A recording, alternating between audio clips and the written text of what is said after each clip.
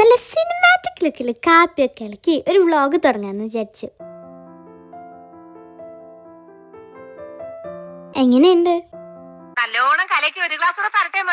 Chess number 1 sandwich. ഒരു coffee കുടിക്കാൻ വന്ന ഞങ്ങള് ഇവിടുത്തെ മെനു കാർഡിലത്തെ വെറൈറ്റി ഫുഡ് ഐറ്റംസ് കണ്ടപ്പോൾ അതിൽ മയങ്ങി വീണു. ഈ ചിക്കൻ സാൻഡ്വിച്ച് ഞാൻ ഓർഡർ ചെയ്ത്, ഒരു പ്ലേറ്റ് സാൻഡ്വിച്ചാണ് ഞാൻ ഓർഡർ ചെയ്തത്. ഞാൻ വിചാരിച്ചു ഒന്നേ ഉണ്ടാവുള്ളൂന്ന്.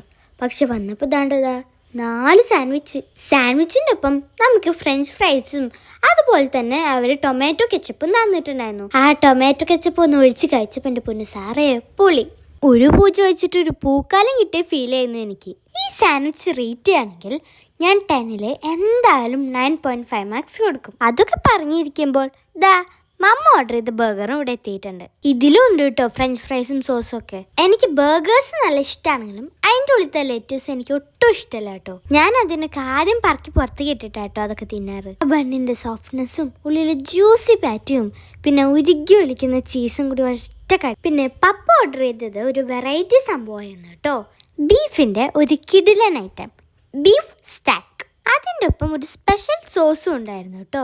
ഇങ്ങനെയുള്ള കിടിലൻ ഐറ്റംസ് കിട്ടുന്ന ഈ സ്പോട്ട് ഏതാണെന്ന് അറിയണ്ടേ? Stay tune for the part 2. ഞാൻ പറയില്ല, പക്ഷെ നിങ്ങൾ കണ്ടുപിടിക്കുകയാണെങ്കിൽ കമൻറ്റ് ചെയ്യും കേട്ടോ. അതുവരേക്കും ബൈ.